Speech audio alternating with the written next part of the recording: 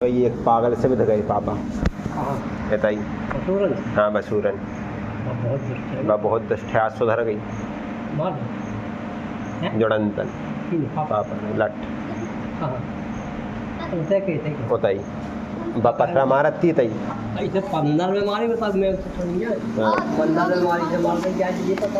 उसने पथरा मारे सुखा हो गए कहते मारी होते लो मार दगी तो गाड़ी आ रही है सौरभ सराहन की दूरी तो भैया कुल देर से गाड़ी दी तो सौरभ सर में तो दबकाओ काहे गाड़ी दी छोड़ दे रखा उधर भी निकले उनने उठाओ कहीं काहे गाड़ी दी ठीक थी उसने और गाड़ी दी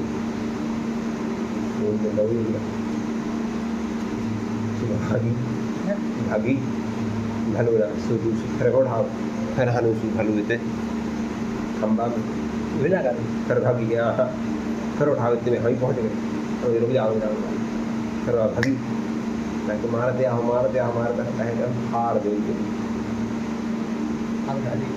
भले वो बड़ी किस्मत रही अच्छी और भगवान ने अपनी सोई ढाल जा तू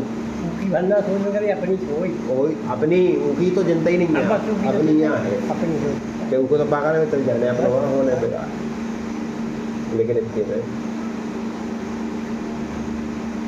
में आओ जब मैं से तो बहुत अच्छा है कल उसके घर गए तो कह रही कि ये कंट्रोल में करो तो कटवालिया रही जब हमारे दुकान उसको पत्थर का है जो हाल दिए चाहे तो पत्थर मारे मंदिर में उसे मारे और जिससे घर बताओ उसे तो नहीं बताओ तेरा हाथ में अब सुनाओ कथा अब सुनाए कथा तो महाराज जब भगवान की परम स्वादिनी कथा को हम अंतर हृदय में अविराजित करें तो देखिए महाराज भगवान की जो कथा है वह परम कल्याणमयी है। एक श्लोक है हमारे महाराज जी की कथा चल रही है बागेश्वर धाम में तो बागेश्वर धाम वाले महाराज जी के यहाँ पे हमारे जय जय ने एक चौपाई पे विषय केंद्रित किया रामदूत अतुलित बलधामा अंजन पुत्र पवन सुत नामा। इस विषय को प्रमुख रखते हुए इसके संपूर्ण परिवेश का परिभ्रमण कर रहे हैं तो जैसा प्रतीत होता है कि रामदूत पहला शब्द है। रामदूत किसे कहा जाता है रामदूत के ऊपर विश्लेषण किया गया। आगे अपन शाब्दिक तौर पर समझ लें कि जो राम भगवान का दूत वही रामदूत है। रामचरितमानस में 3 प्रकार के दूतों की चर्चा आई है। एक है रामदूत, एक है राहदूत और एक है राजदूत। राहदूत हाँ राहदूत और राजदूत। राजदूत है अंगद और सुग्रीव नहीं राजदूत है अंगद केवल अंगद। राहदूत है सुग्रीव जटायु संपाति ये तीनों राहदूत है इन्होंने राह दिखाई है। और तीसरा है महाराज रामदूत। रामदूत केवल एक ही है और एक और बनाया गया है और बने हैं अलग अलग है। रामदूत अंगद को भी कहा है रामदूत मानस में राजदूत है राजदूत आए लेकिन राम को लेकर राजनीतिक है। हाँ और उसके लिए महाराज रामदूत कह करके भी चौपाई वर्णित है रामचरितमानस में ये अंगद को। तो महाराज रामदूत तो एक ही है। जो राजदूत है राजदूत में राजसिकता है राजसिकता और तामसिकता होना आवश्यक है। राहदूत में सात्विकता होनी चाहिए। राहदूत सात्विक व्यक्ति हो सकता है। राह दिखाने वाले के लिए किसी न प्रकार का लोभ होता है न यश की अभिप्सा होती है वो तो केवल परोपकार करने के लिए वाला है अवस्थित है। तो राजदूत में तामसिकता होती है राजदूत में सात्विकता होती है। और जो रामदूत है वह त्रिगुणातीत होना चाहिए महाराज। सात्विक तामसिक और राजसिक पदार्थों से अतीत हो वही तो रामदूत है। यह रामदूत की कुछ विशेष परिभाषाएं पूज्य बापू से हमने सुनी। फिर महाराज इसके बाद आता है नहीं जो अब पूरा होगा अब और एक के बारे में आता है जो चल रखो रामदूत अतुलित बलधामा अंजन पुत्र पवन सुत नामा। रामदूत के पूरे लक्षण का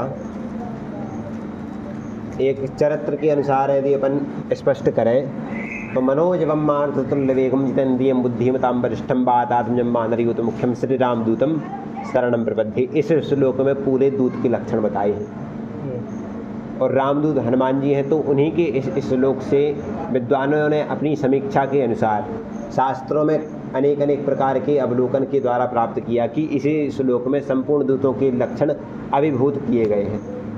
पहला रामदूत का लक्षण है मनोजवम, जो मन के समान गति से चलता हो, जिसकी द्रुत गति हो वही तो दूत है कि नहीं? जिसकी गति अत्यंत तीव्र हो महाराज। दूत में प्रमादीपन ना होना चाहिए, आलसी ना हो, विषादी ना हो, दीर्घ सूत्री ना हो, वह मन के समान वेग से चलने वाला हो। मनोजवम मारुततुल्य वेगम, पवन के समान जिसका वेग हो। अभी इसमें एक और विश्लेषण है महाराज, क्या कि जो मन है, मन तो एक इंद्रिय है और इंद्रियों को नियंत्रित करने के लिए क्या चाहिए? बुद्धि। इसलिए क्या कहा है जितेंद्रियम। दूसरा दूत का लक्षण है खूब मानसिक तौर पर जिसकी इंद्रियां मन के समान भी चलायमान हो, खूब उसकी द्रुत गति हो दूत की, लेकिन वह जितेंद्रिय भी होना चाहिए। यदि दूत है और यदि वह व्यसनी हुआ तो बताओ महाराज कैसे वह दूत का अपन कर पाएगा? मानस में एक चौपाई भी आई है कि भिखारी सम्मान चाहे और सेवक सुख चाहे और महाराज व्यसनी पुरुष धन का संचय चाहे और जो दूत है वह गुमान करे। ऐसा एक चौपाई है महाराज उत्तरकांड में है। तो यह असंभव सा प्रतीत होता है, यह उसकी कामना व्यर्थ सी है। भिखारी भीख मांगे और कहे कि हमारी इज्जत बने तो ना बने। तदोपरांत यह लक्षण प्रतीत होता है कि जितेंद्रिय हो दूत, जितेंद्रियम बुद्धिमताम वरिष्ठम। तीसरा गुण कहा है बुद्धिमताम में वरिष्ठ हो, जो संपूर्ण कला जाने, चातुरी कला जाने, कहाँ पर किस प्रकार से बोलना है, कहाँ पर हर्ष करना है, कहाँ पर शोक करना है, कहाँ पर बुद्धि का प्रयोग करना है, कहाँ पर मन का प्रयोग करना है, जो निर्णय लेने में कुशल हो, जो अपने राजा का प्रतिनिधित्व करता हुआ ही संपूर्ण राज्य मंडल की सभासद को अपने वाक् प्रपंचों के द्वारा अभिभूत कर ली महाराज। बुद्धिमताम वरिष्ठम। और वरिष्ठ का क्या मतलब है? जो युवा के साथ साथ वरिष्ठ का यहाँ पर अर्थ श्रेष्ठ हो, लेकिन एक और अर्थ हम अपने गुरु महाराज की तरफ बुद्धिमानों में श्रेष्ठ हो। हाँ, इसका एक और अर्थ कह रहे हैं। ये अपनी महाराज जी की विद्वता है, उन्हीं के द्वारा हम बोलते हैं कि वरिष्ठ का एक अर्थ बताया है जो शिष्ट भी हो और वशिष्ठ भी हो, वही तो वरिष्ठ है। जो शिष्ट हो, कभी कभी बड़े बड़े श्रेष्ठ लोग भी शिष्ट नहीं होते, यह बात बिल्कुल प्रत्यक्ष है। शिष्ट का अर्थ है शिष्टाचार, जिसके लिए शिष्टाचार है, अनुशासन हो, वही तो शिष्ट होगा। शिष्ट के बाद जो वशिष्ठ हो, शिष्ट के साथ जो वशिष्ठ भी हो। वशिष्ठ का अर्थ क्या है? विशेष हो, गुरु हो। और महाराज जो विशिष्ट, जो शिष्ट भी हो और विशिष्ट भी हो, विशिष्ट यानी विशेष हो, विशिष्ट अतिथि, इस प्रकार से अपन प्रयोग करते हैं। तो जो शिष्ट भी हो और विशिष्ट भी हो, वही तो महाराज वरिष्ठ होगा। एक सुंदर व्याख्या हमने आपके समक्ष की। तो जितेंद्रियम बुद्धिमताम वरिष्ठम और वातात्मजम वानरयूथ मुख्यम। वातात्मज है, कौन है? वातात्मज का अर्थ क्या है? वातात्मज, बात के माने आत्मज हो। हाँ, बात का अर्थ है वायु और जो आत्मा बह जायते पुत्र, तो वातात्मजम है। वातात्मजम का एक यहाँ पर गुण प्रकट कीजिए। जय सीताधाम। वातात्मजम का अर्थ क्या है? जो वायु क्या करती है? सभी को पवित्र करती है। वायु सभी का सत्कार करती है महाराज, वायु सभी का सत्कार करती है। और जो सत्कार करने में श्रेष्ठ हो वही तो वानर यूथ मुख्यम होगा महाराज। वानरों के यूथ में जो सर्वप्रथम है, ये मुख्य है, जो उनके अधिपति हैं, सेना नायक हैं, सेनापति हैं, उनके लिए अपने मनो अवलोकन के द्वारा उनके लिए मार्ग प्रदर्शन कर देने वाले हैं। ऐसे वातात्मजम वानर यूथ मुख्यम और श्री रामदूतम शरणम प्रपद्ये। जो यूथ के लिए भी अपने अनुकूल कर ले, जो यूथों के लिए भी जो बिगड़े हुए दूत हैं, यूथ हैं, उनमें जो सेना के पुरुष हैं, मंत्री हैं, सैनिक हैं, उनके लिए भी नियंत्रित करके, अपने यूथ में सम्मिलित करके उनका नियंत्रण कर सके, ये भी एक दूत का लक्षण है। मनुस्मृति के अनुसार बोल रहे हैं महाराज। तो वातात्मजं वानरयूथ मुख्यम श्री रामदूतम शरणम प्रपद्ये। ऐसे श्री रामदूत के हम चरण शरण में अपने मस्तक को नवाते हैं महाराज। तो पूरे लक्षण दूत के हैं कि नहीं इस श्लोक में। अब देखिए, इसी श्लोक में व्यक्ति के मानसिक अंतःकरण चतुष्टय का रूप प्रतिपादित होता है महाराज। अब आप कहेंगे कैसे? अपने अंतःकरण चतुष्टय कौन कौन है? मन, बुद्धि, चित्त, अहंकार। अब आप कहोगे कैसे महाराज? तो मन का काम है बहिष्कार करना। तो दूत का एक लक्षण होना है कि जो मन को बहिष्कार करे, जो मानसिक विचारों का बहिष्कार करे, वह बहुत बुद्धिमान है महाराज। मन क्या करता है? मन बहिष्कार करता है। हमने एक दिन आपसे कहा था, बुद्धि आविष्कार करती है, चित्त सत्कार करता है और अहंकार स्वीकार करता है। अब इसी श्लोक में यह चारों अर्थ प्रकट हो जाएंगे। अहंकार, बुद्धि, सत्कार, आविष्कार, हाँ आविष्कार, चित्त सत्कार और अहंकार स्वीकार करता है महाराज। ये सूत्र हमारी बात को केंद्र में रख करके पूज्य बापू से हमने सुना है, ये बात हमने अपने महाराज श्री को सुनाई। तो आज बागेश्वर धाम जी का जन्मदिन है महाराज का, उनके जन्मदिन की बधाई हो महाराज, चर आयु हो महाराज। तो महाराज जी ने व्यासपीठ से बोला है यही सूत्र कि मन बहिष्कार करे, मन को जो बहिष्कार करे। और जब भी हम किसी का बहिष्कार करते हैं तो सोच लेना चाहिए कि हमारा मन काम कर रहा है। जैसे अभी उस पागल को हटाया, तो किसने हटाया बताओ? मन ने। मन के लाने क्रोध आया कि ये तो यहाँ पर वाक प्रपंच के द्वारा सभी के कानों के लिए, उसके हृदय में विराजित परमात्मा के लिए आहत कर रही है। समस्त मर्यादाओं का उल्लंघन करके एक लोक रीति की विलोपन कर देने वाली पद्धति को अपना रही है महाराज। तभी उसके लिए दंड प्रहार के रूप में महाराज पिताजी नरसिंह के रूप में दहाड़ती हुए अपनी सीना के लिए विदीर्ण करते हुए उसकी समकक्ष प्रकट हो गई। और जैसे ही उनने उसके मुखाकृति को देख करके जाना कि यह तो महाराज मुझ पर दंड प्रहार करने के लिए आहत हो चुके हैं, तभी वह अपने प्राणों को समेट करके दूर भाग खड़ी हुई उठी और उसने किसी प्रकार अपने प्राणों को बचाया। तो इस प्रकार से मन क्या करता है? बहिष्कार। फिर अब आप कहेंगे कि इसमें हनुमान जी का क्या संबंध है? तो सुनो, मनोज ब्रह्मार्थ तुल्य वेगम, तो मन से संबंध हो गया कि नहीं? मन कहा पहले नंबर। अब बुद्धि क्या कहती है? बुद्धि क्या करती है? आविष्कार। जितने भी आविष्कार हैं वो सब बुद्धि के द्वारा ही हुए। तो बुद्धिमताम वरिष्ठम जितेंद्रियम बुद्धिमताम वरिष्ठम। जो बुद्धिमान होगा वही तो जितेंद्रिय होगा, और जो जितेंद्रिय होगा वही तो महाराज वरिष्ठ होगा। वरिष्ठ की परिभाषा भी हमने कही है आपसे। तो बुद्धि आविष्कार करती है, तो बुद्धिमताम वरिष्ठम में ये सूत्र स्पष्ट हो गया। तीसरे नंबर पर महाराज आता है चित्त क्या करता है? सत्कार। वातात्मजम वानरयूथ मुख्यम, यहाँ पर चित्त का प्रयोग है। वातात्मजम है, जो वायु है वह क्या करती है? सभी का सत्कार करती है, भेद नहीं करती। वो कभी यह नहीं विचार करेगी कि यह मनुष्य है, यह ब्राह्मण है, क्षत्रिय है, वैश्य है, शूद्र है, अंडज है, उद्भज है, सुवेदज है, जरायुज है, तुरीय है, ज्ञात है, अज्ञात है, सूक्ष्म है, स्थूल है, जड़ है, चेतन है, जलचर है, नवचर है, थलचर है। जितने भी प्राणी हैं, जितने भी थलचर हैं, जितने भी 4 पैरों पर चलने वाले हैं, जितने भी 2 पैरों पर चलने वाले हैं, कितने भी प्राणी हैं, उनके ऊपर कभी भी भेद नहीं करती है वायु, सभी का सत्कार करती है। तो जो वातात्मज हैं, वायु के रूप में जो हनुमान जी हैं, वह भी सत्कार करते हैं। किनका सत्कार करते हैं? वानर यूथ मुख्यम, जो वानरों में यूथ हैं, जो वानरों की यूथ है, उन सब का सत्कार करते हैं। कोई कोई वानर महाराज दुष्ट होता है, कोई कोई क्रोधी होता है, कामी होता है, लोभी होता है, अपवित्र होता है, अनेक प्रकार की किस्में उनमें उत्पन्न होती हैं। लेकिन महाराज उन सभी के लिए नियंत्रण करके, उनके यूथ का प्रतिपादन करते हुए, अपने एक यूथ में उनको अवस्थित करके महाराज उनका नियंत्रण करे, उनका संवहन करे, उनका निर्देशन करे, उनके लिए अवस्थित करे। तो चित्त का कार्य क्या है? राधे राधे। सत्कार करना। राधे राधे राधे। तो चित्त के रूप में हनुमान जी महाराज इस प्रकार का काम करते हैं। और चौथा नंबर क्या है? अहंकार। अहंकार का अर्थ क्या है? स्वीकार करना। अहंकार में समर्पण से स्वीकार होता है महाराज। ये कितना अच्छा सूत्र है। अहंकार समर्पण में स्वीकार होता है। अहंकार कभी स्वीकार होगा? यदि हम अपनी विद्वान ब्राह्मण होने का अहंकार बताएं तो आपके मन में थोड़ी बहुत तो खिन्न उत्पन्न हो ही जाएगा। हम यदि धन का अहंकार करें तो भी आपके लिए वह मन को विचलित कर देने वाला होगा। अहंकार को कोई स्वीकार नहीं कर सकता महाराज।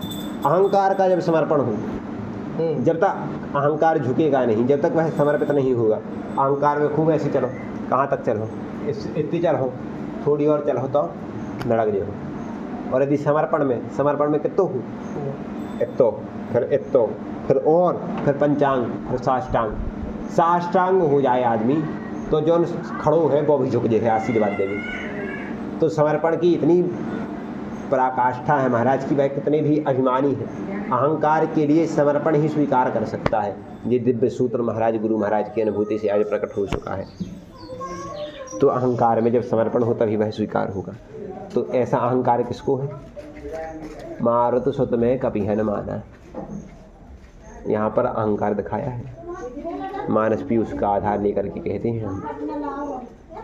जब तक महाराज कपि हनुमाना किसने कहा? यहाँ पर तीनों विशेषण दे दिए। पिता का नाम मारुत सुत, मैं अहंकारवाची, कपि जाति दे दी कि मैं बंदर जाती हूँ, और हनुमान अपनी बल बुद्धि विवेक का परिचय दे दिया। इस चौपाई में महाराज मानस भी उसके आधार लेकर के बोल रहे हैं। तीनों चीज़ें दे दी एक ही शब्द में, मारुत सुत में कपि हनुमान। इसके बाद क्या है? इसके बाद क्या है? यही चौपाई। नाम मोर सुन कृपा निधान, नाम मोर सुन कृपा निधान, जीन बंधु रघुपति कर किंकर। हाँ, यहाँ पर दासत्व है, यहाँ पर समर्पण है। तो महाराज इसके बाद एक चौपाई है। कपि शब्द दिया है हनुमान जी ने स्वयं को, लेकिन जैसे ही भरत जी ने उनके लिए शक्ति मारी, वह बेहोश हो गए, और जैसे ही वह राम जी का जय जयकार करके उठे, तब कपि से शब्द है। वो चौपाई कही, कहो चौपाई में, सुनत बचन उठ बैठ कपीसा। सुनत बचन उठ बैठ कपीसा। तुलसीदास जी ने कहा है कि वहाँ पर कपीसा पद दे दिया, और जबकि कपि कह रहे हैं पूर्व में, तो यहाँ पर जब तक अहंकार था अपनी बल का, हनुमान जी के लिए क्षमा करें व्यवधान उत्पन्न हो यदि अपराध हो, तो यहाँ पर जब शुरू में तो कपि शब्द दिया है, लेकिन जैसे ही अहंकार टूटा, अहंकार का विच्छेदन हुआ, छिन्न भिन्न हुआ अहंकार, तभी क्या कह दिया? कपीसा। तो कपीसा पद दे दिया। तो जब तक अहंकार नहीं झुकेगा, हनुमान जी के लिए भी अहंकार तो है ही नहीं, लेकिन यदि सामान्य तौर पर देखें तो बानर होने का अहंकार तो है ही, जाति का अहंकार है कपि ही, और कुछ को अहंकार नहीं है। केवल जो अहंकार एक अस्तित्व का नाम है वह अहंकार है। वह जब समर्पण होगा तो वह समर्पण कैसे हुआ? श्री रामदूतम, जब वह श्री रामदूत हो गए तो शरणम प्रपद्ये, श्री राम के जो शरण हैं ऐसे दूत को हम स्वीकार करेंगे। तो अहंकार में स्वीकार कब होगा? अहंकार स्वीकार करता है महाराज, अहंकार का कार्य है स्वीकार करना, लेकिन अहंकार और स्वीकार की यात्रा में, अहंकार से स्वीकार की यात्रा में एक शब्द चाहिए, एक सेतु चाहिए महाराज। भारत से लंका की यात्रा में राम जी ने सेतु बनाया है, वह सेतु है अहंकार से स्वीकार की यात्रा में, वह सेतु है महाराज समर्पण का, वह सेतु है समर्पण। जब तक समर्पण आ गया, समर्पण ही तो महाराज शरणागति है, और वही शरणागति के लिए, शरणागति के माध्यम से ही जब तक कोई व्यक्ति भगवान के शरण नहीं होता है, जब तक उनके चरणाश्रित नहीं होता है, जब तक उनका किंकर नहीं होता है, जब तक उनके दासत्व को ग्रहण नहीं कर पाता है, तब तक महाराज वह अपने अहंकार, अपने अभिमान में, अपनी लोक प्रतिस्पर्धा में अत्यंत शिखरों को प्राप्त करता है। और जैसे ही देखिए एक बात तो है, मन क्या करता है? मन क्या करता है? गति। मन क्या करता है? गति। मन की गति तो इतनी तीव्र है महाराज की वह अभी गरुड़ के तेज वेग के समान ही प्रतीत होती है। अभी हमारा मन यहाँ पर है, अभी हमारा मन वृंदावन चला गया, अभी हमारा मन केदारनाथ को जा सका। तो मन क्या है? मन क्या करता है? गति।